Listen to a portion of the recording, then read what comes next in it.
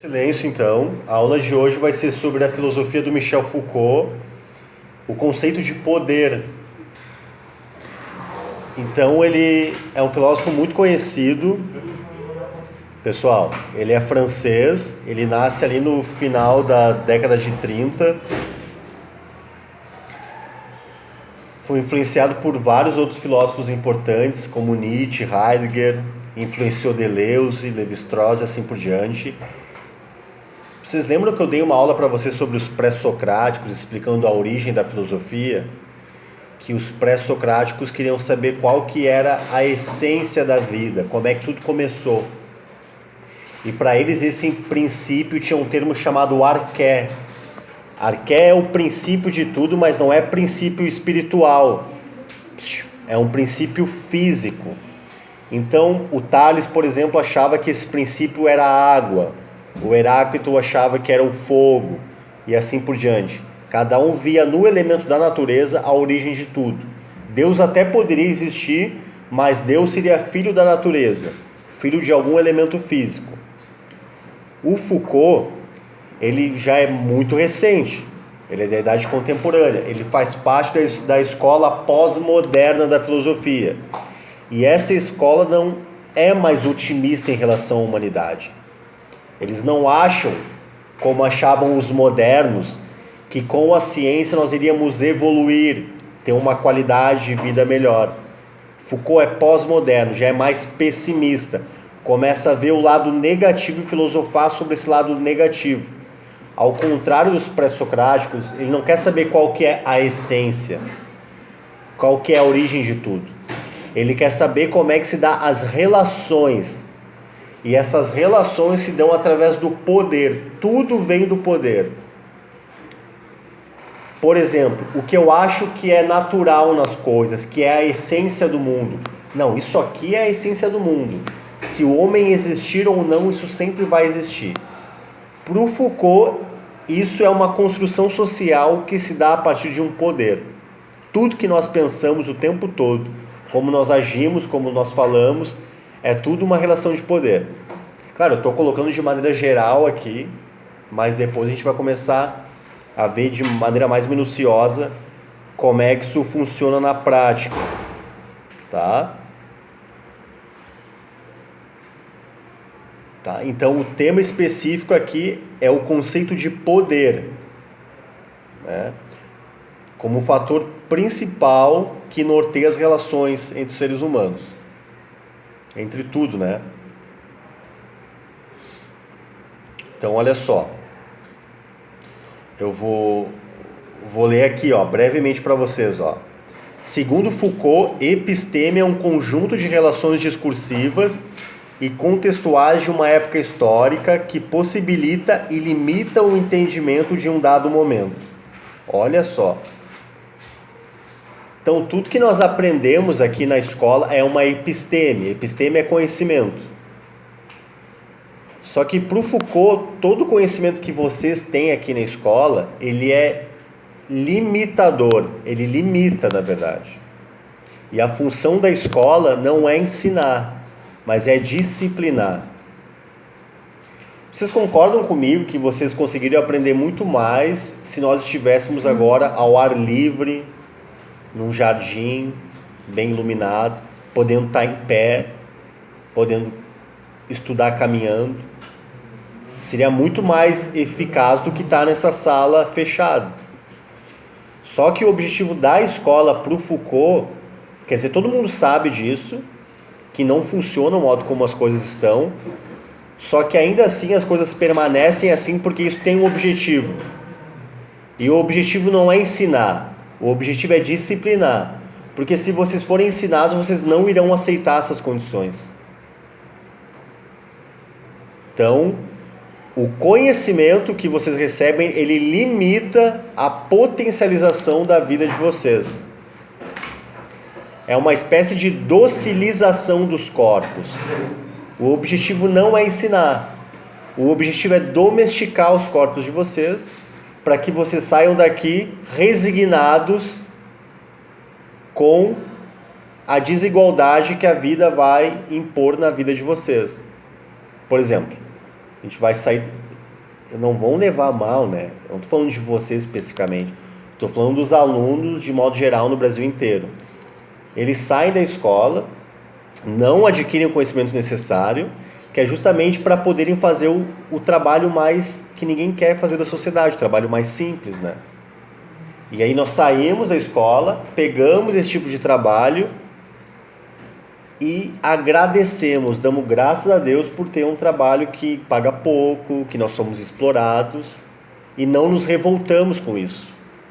Então nós somos fabricados para poder aceitar de bom grado trabalhos que nos exploram e nos pagam pouco.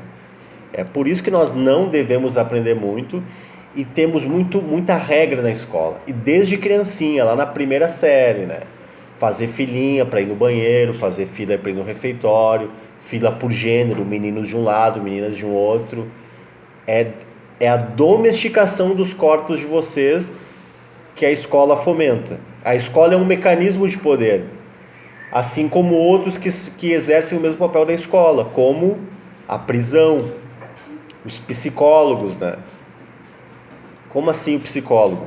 Vou chegar lá. Olha só, para vocês, por que nós estamos todos trancados, nós conseguimos ficar juntos numa mesma sala?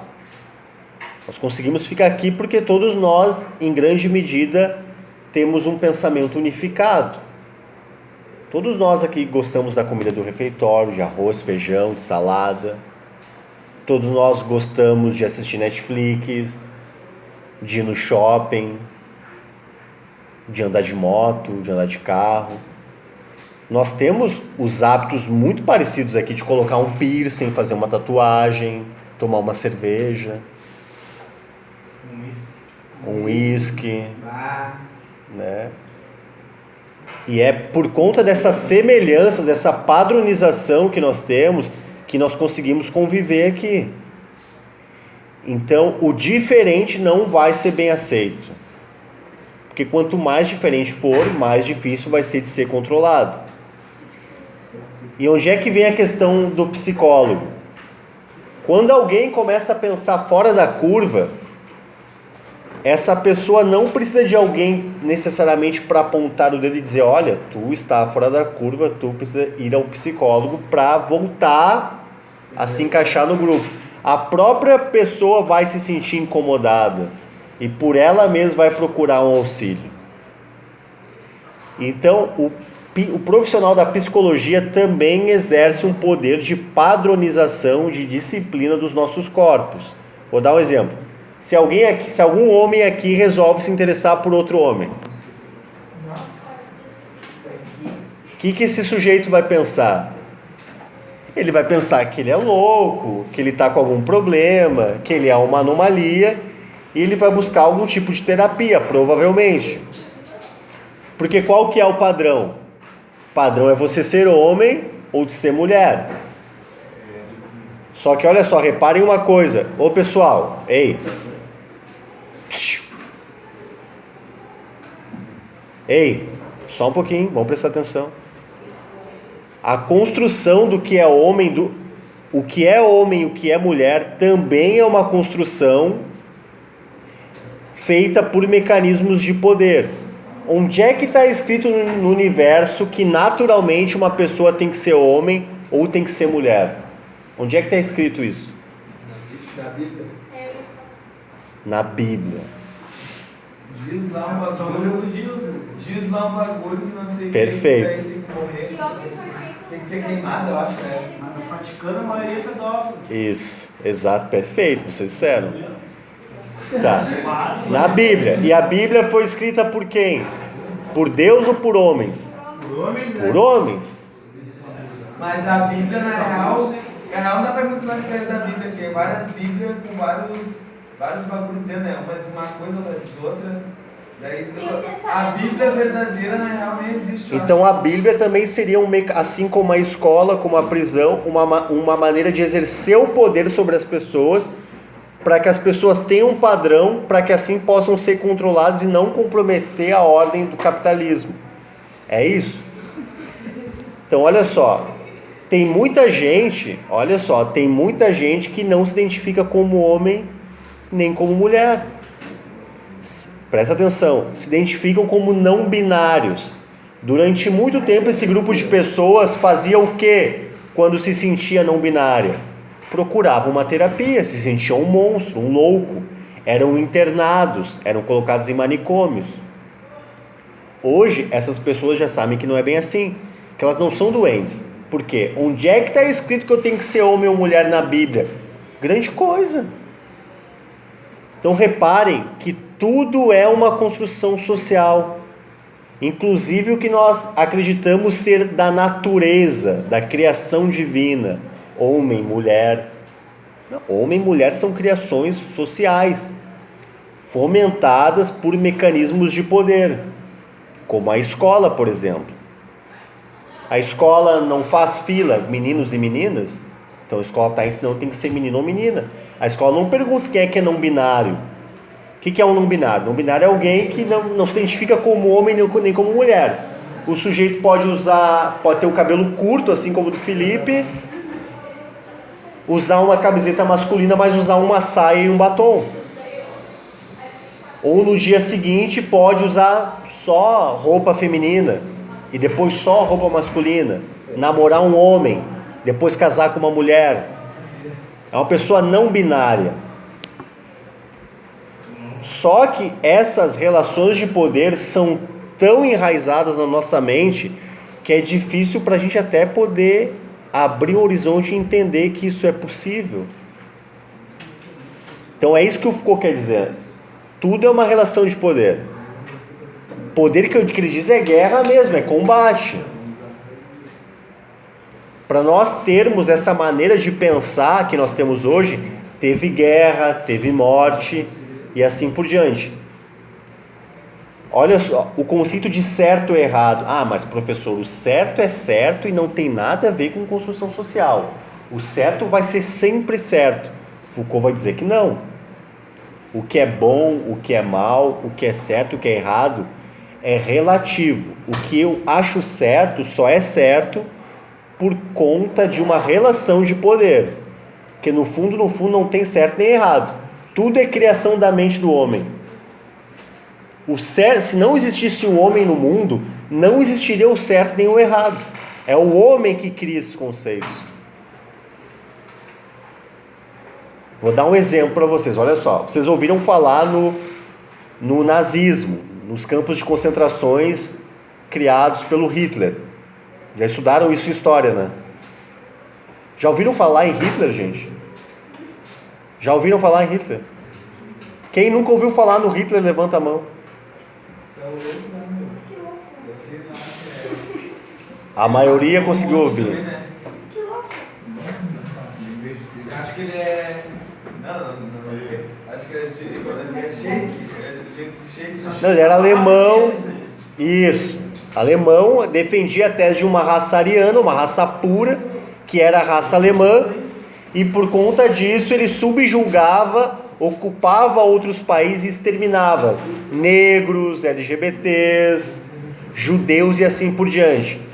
Porque não eram arianos, logo poderiam ser manipulados e exterminados pela força que eles não tinham.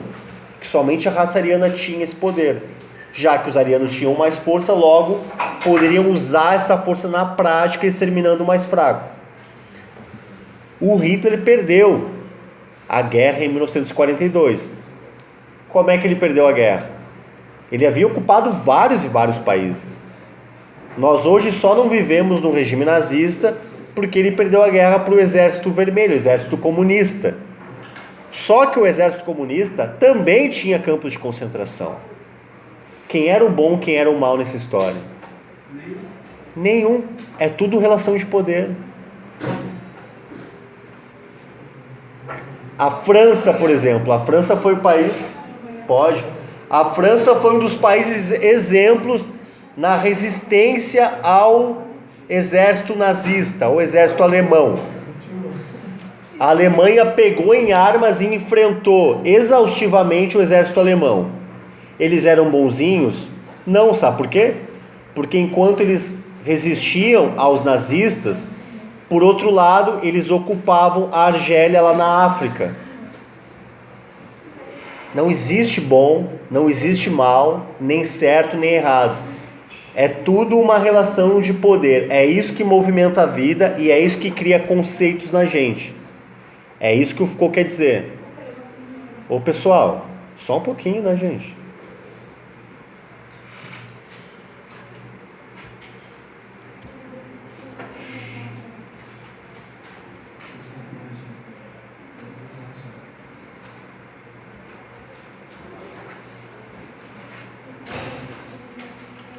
Pessoal, olha só, presta atenção, ó. Vou ler um trecho para vocês, ó. Em seus estudos, Foucault constatou que houve uma mudança estrutural na Idade Moderna, com a passagem da punição corporal e da tortura para a vigilância e para o confinamento. O que acontecia na Idade Média para punir as pessoas? As pessoas eram torturadas, eram espancadas, muitas vezes em praça pública.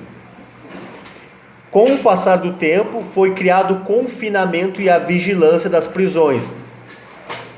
Então, sempre tem uma forma de domesticar os corpos. O poder sempre é exercido sobre a população, só que de maneiras diferentes ao longo da história. No passado, com tortura, com agressão mais explícita e mais recentemente vigiando. Por que aqui a gente não faz muita coisa errada? Porque nós somos vigiados. Vigiados por quem? Por nós mesmos. A estrutura física da escola, das prisões, elas são feitas de modo que circular. Se o professor sai aqui da porta, ele imediatamente consegue ver a entrada de todas as outras salas. Então os professores se vigiam e os alunos também se vigiam. Se vocês verem alguém fazendo alguma coisa errada, e vocês vão ver, porque a estrutura física da escola é feita para isso, vocês mesmos vão falar. Vocês são tão vigiados que vocês são capazes de dedurar um colega de vocês. Por quê? Oi? E eu falei o que eu falei. Se tu tá dormindo, o problema é teu, negão. Te liga aí. Olha que eu vou te punir. Olha que eu vou voltar pra... Estão entendendo, gente? Não há de fato uma tortura sobre o corpo, mas há um vigiamento, um estado de vigia o tempo inteiro. Quem aqui não está acostumado a ver plaquinhas escritas sorria, você está sendo filmados, né?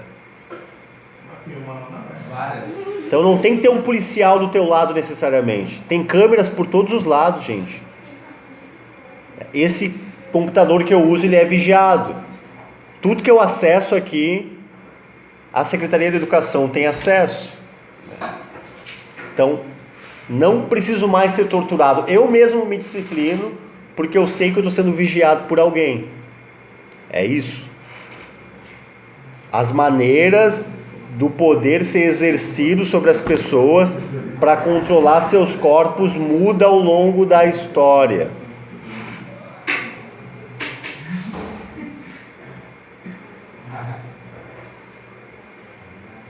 Olha só, presta atenção aqui no que eu vou ler, ó. As fábricas precisavam de uma força de trabalho organizada e disciplinada nesse novo contexto que promoveu a mudança da sociedade. Um novo sistema judiciário com novos regulamentos para organizar os aspectos da vida pública. O que ele está querendo dizer? Que os empregadores precisam de corpos domesticados e docilizados para que eles possam lucrar em cima da gente. Dificilmente um corpo que é domesticado, docilizado a vida toda na escola, vai se revoltar contra o patrão, vai querer reivindicar os seus direitos. Nós vamos aceitar a exploração e ao chegar em casa de noite vamos rezar, agradecendo a Deus por ter aquele emprego. É isso que ele quer dizer. Que essa domesticação dos corpos está a serviço do sistema capitalista. É isso. Porque nós somos tão explorados, mas tão explorados, que se eles não estiverem vigiando a gente, nos controlando o tempo todo, nós vamos nos rebelar. Então, nós até estamos aqui aceitando a situação, mas eles têm que se empenhar muito sobre a gente, fazer um grande esforço, porque senão a gente vai se rebelar.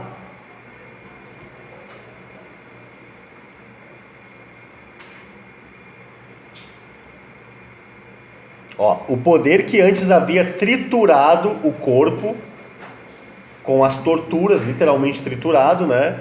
Ele passou a controlar o corpo, sem necessariamente espancar, apesar de que isso acontece ainda, né? Nas prisões, nas escolas, nas fábricas, nos hospitais e no exército, o corpo passou a ser submetido à disciplina e à vigilância. Inclusive, o aparecimento da prisão foi acompanhado do surgimento das ciências sociais, como a criminologia, a sociologia e a psicologia. A psicologia, gente, a psicologia é uma maneira de controlar o corpo, de dizer o que tu deve fazer, o que é certo, o que é errado.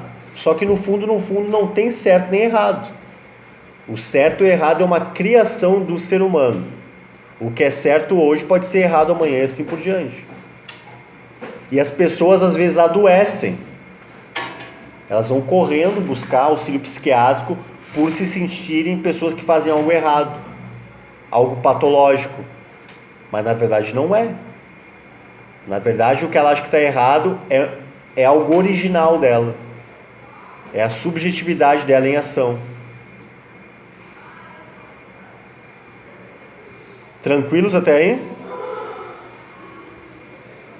Estão conseguindo entender, acompanhar? Sim. Então, tá, eu vou colocar algumas questões para vocês. Tem 3